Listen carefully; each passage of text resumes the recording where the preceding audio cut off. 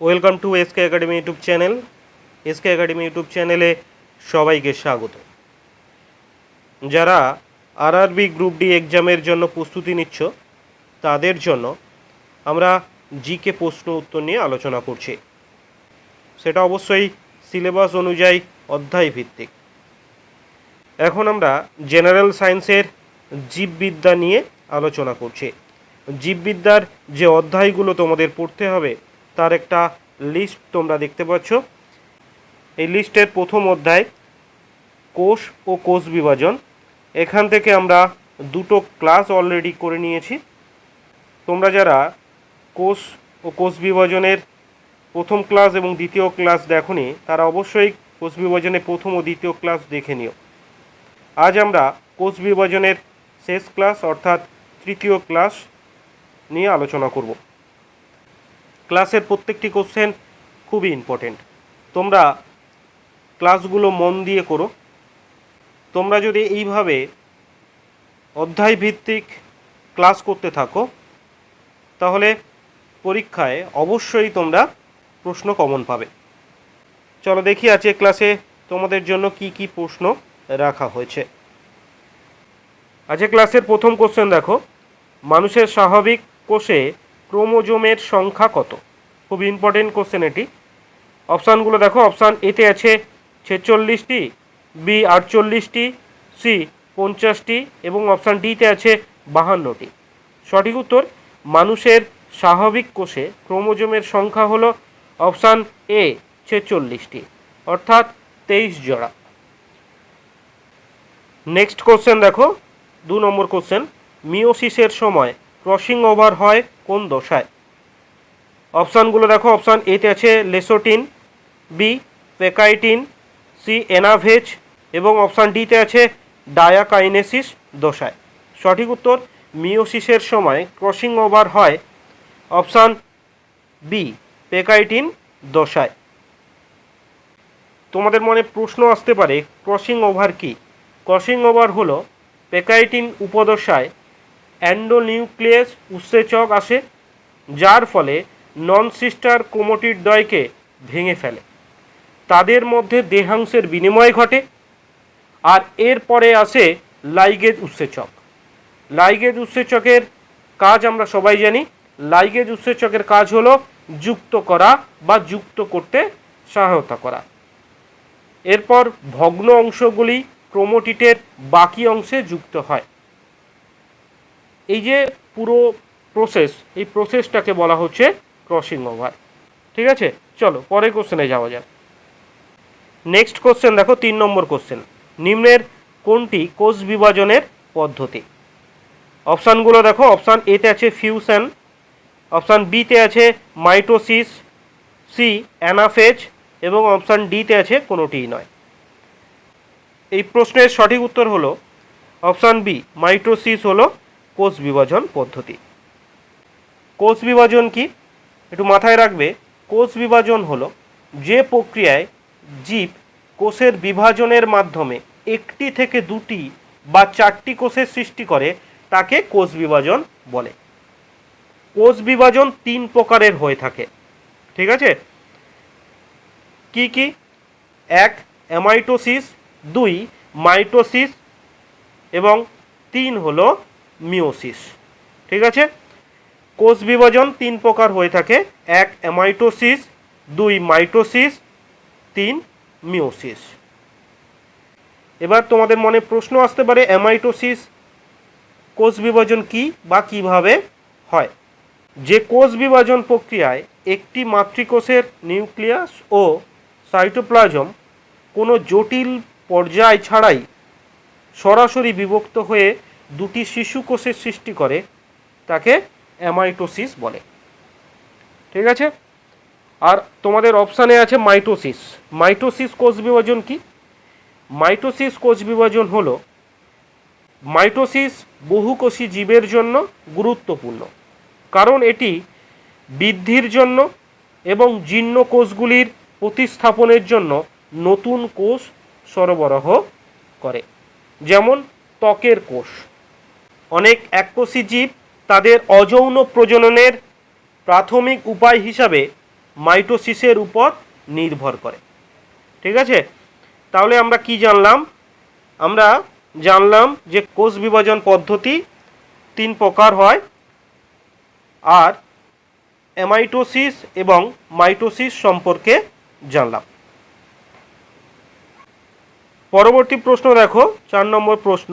East হলো একটি, option এতে আছে বহুকোষী ছত্রাক, বি এককোষী ব্যাকটেরিয়া, সি এককোষী ইউক্যারিওট এবং অপশান ডিতে আছে কোনোটিই নয়। সঠিক উত্তর ইস্ট হলো অপশান সি এককোষী ইউক্যারিওট। আজকের ক্লাসের 5 নম্বর কোশ্চেন দেখো, কোষ বিভাজনের সময় ডিএনএ সংশ্লেষিত হয় কোন পর্যায়ে? অপশান এতে আছে ইন্টারফেজে, বি অ্যানাফেজ, সি টেলোফেজ এবং অপশান ডিতে আছে প্রোফেজ। সঠিক উত্তর কোষ বিভাজনের সময় ডিএনএ সংশ্লেষিত হয় অপশান এ ইন্টারফেজ পর্যায়ে। পরবর্তী প্রশ্ন দেখো, 6 নম্বর প্রশ্ন। পলিটিন ক্রোমোজোম কোন কোষে পাওয়া যায়? খুব ইম্পর্টেন্ট একটি প্রশ্ন। অপশান এতে আছে মানুষের যকৃৎ কোষে, বি পতঙ্গ লার্ভা লালাগ্রন্থি কোষে, সি পতঙ্গ স্নায়ু কোষে এবং অপশান ডিতে আছে পেশি কোষে। সঠিক উত্তর পলিটিন ক্রোমোজোম অপশান বি পতঙ্গ লার্ভা লালাগ্রন্থি কোষে পাওয়া যায়। নেক্সট কোশ্চেন দেখো, 7 নম্বর কোশ্চেন। প্রোটিন সংশ্লেষিত হয় কোথায়? অপশানগুলো দেখো, অপশান এতে আছে গলগি বডিতে, বি লাইসোজোমে, সি মাইটোকন্ড্রিয়ায় এবং অপশান ডিতে আছে রাইবোজোমে। সঠিক উত্তর প্রোটিন সংশ্লেষিত হয় অপশান ডি রাইবোজোমে।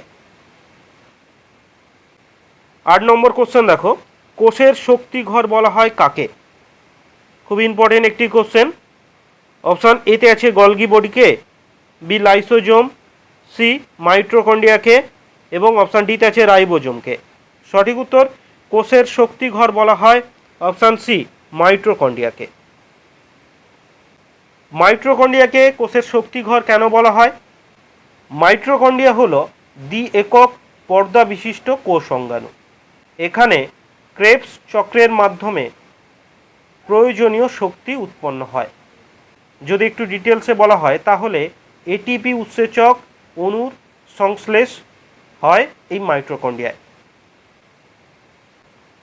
নেক্সট কোশ্চেন দেখো, 9 নম্বর কোশ্চেন। নিম্নোক্ত কোনটিকে আত্মঘাতী থলি বলা হয়? এই প্রশ্নের সঠিক উত্তর আত্মঘাতী থলি বলা হয় অপশান বি লাইসোজোমকে। লাইসোজোমকে কেন আত্মঘাতী থলি বলা হয়? কারণ এতে হাইড্রোলাইট্রিক এনজাইম থাকে যা সেলুলার উপাদানগুলিকে ভেঙে ফেলতে সক্ষম।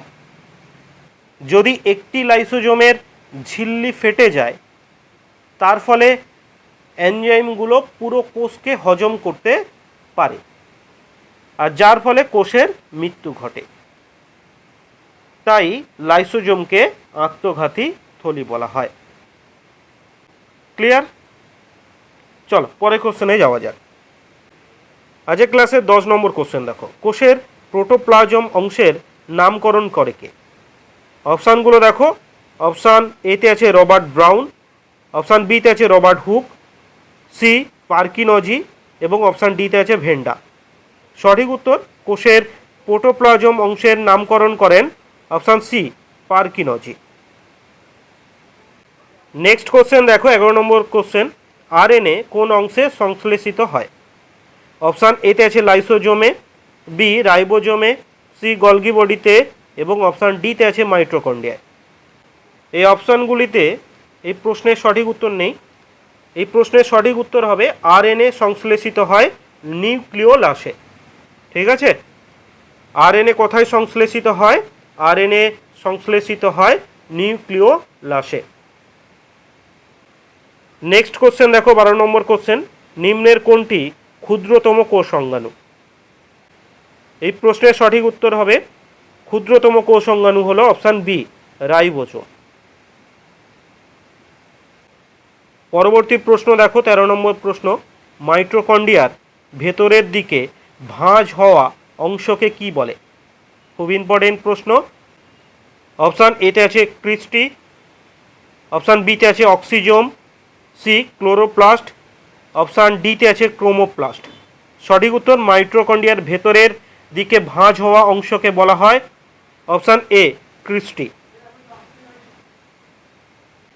নেক্সট কোশ্চেন দেখো 14 নম্বর কোশ্চেন, নিচের কোনটি সাইটোপ্লাজমের অংশ নয়? অপশান এতে আছে mitochondria, B Golgi body, C কোষ গহ্বর এবং অপশান ডিতে আছে নিউক্লিওলাস। সঠিক উত্তর সাইটোপ্লাজমের অংশ নয়, অপশান ডি নিউক্লিওলাস। আজকের ক্লাসের 15 নম্বর কোশ্চেন দেখো, সবুজ রঙের প্লাস্টিডকে কি বলে? অপশান এতে আছে chromoplast, B leucoplast, C chloroplast এবং অপশান ডিতে আছে অক্সিজম। সঠিক উত্তর সবুজ রঙের প্লাস্টিডকে বলা হয় অপশান সি ক্লোরোপ্লাস্ট। পরবর্তী প্রশ্ন দেখো 16 নম্বর প্রশ্ন, রঞ্চক পদার্থবিহীন প্লাস্টিডকে কি বলে? এই প্রশ্নের সঠিক উত্তর হবে রঞ্চক পদার্থবিহীন প্লাস্টিডকে বলা হয় অপশান বি লিউকোপ্লাস্ট। ঠিক আছে, রঞ্চক পদার্থবিহীন প্লাস্টিডকে লিউকোপ্লাস্ট বলা হয়। নেক্সট কোশ্চেন দেখো 17 নম্বর কোশ্চেন, প্লাস্টিড কয় ধরনের হয়ে থাকে? অপশান এতে আছে 4 ধরনের, বি 2 ধরনের, সি 3 ধরনের এবং অপশান ডিতে আছে 5 ধরনের। সঠিক উত্তর প্লাস্টিড অপশান সি 3 ধরনের হয়ে থাকে। কি কি? 1 ক্লোরোপ্লাস্ট, 2 ক্রোমোপ্লাস্ট, 3 লিউকোপ্লাস্ট। পরবর্তী প্রশ্ন দেখো 18 নম্বর প্রশ্ন, রঙিন প্লাস্টিড হওয়া সত্ত্বেও সবুজ নয় কোনটি? অপশান এতে আছে chloroplast, B leucoplast, C chromoplast এবং অপশান ডিতে আছে পিউপিল। এই প্রশ্নের সঠিক উত্তর হবে অপশান সি ক্রোমোপ্লাস্ট। আজকের ক্লাসের 19 নম্বর কোশ্চেন দেখো, মাইটোকন্ড্রিয়ার ঝিল্লি কোনটি দ্বারা আবৃত? অপশানগুলো দেখো, অপশান এতে আছে লিপিডো, বি প্রোটিন, সি পলিমার এবং অপশান ডিতে আছে লাইপোপ্রোটিন। সঠিক উত্তর মাইটোকন্ড্রিয়ার ঝিল্লি অপশান ডি লাইপোপ্রোটিন দ্বারা আবৃত। নেক্সট কোশ্চেন দেখো 20 নম্বর কোশ্চেন, অর্থাৎ আজকের ক্লাসের শেষ কোশ্চেন, ক্রেবস চক্র কোথায় ঘটে? খুব ইম্পর্টেন্ট কোশ্চেন এটি। অপশান এতে আছে মাইটোকন্ড্রিয়ায়, বি ক্লোরোপ্লাস্টে, সি রাইবোজোমে এবং অপশান ডিতে আছে সাইটোপ্লাজমে। সঠিক উত্তর ক্রেবস চক্র অপশান এ মাইটোকন্ড্রিয়ায় ঘটে। আজকে আমরা কোষ ও কোষ বিভাজন অধ্যায় থেকে 20টি বাছাই করা হুবহু কমনযোগ্য প্রশ্ন উত্তর নিয়ে আলোচনা করলাম। এর আগেও আমরা কোষ ও কোষ বিভাজন থেকে 2টো ক্লাস অলরেডি করিয়েছি। তোমরা অবশ্যই কোষ বিভাজনের 3টি ক্লাস মন দিয়ে দেখো। তোমরা যদি এইভাবে অধ্যায় ভিত্তিক ক্লাস করতে থাকো তাহলে অবশ্যই পরীক্ষায় প্রশ্ন কমন পাবে। ভালো থেকো সবাই, ভালো করে পড়াশোনা করো।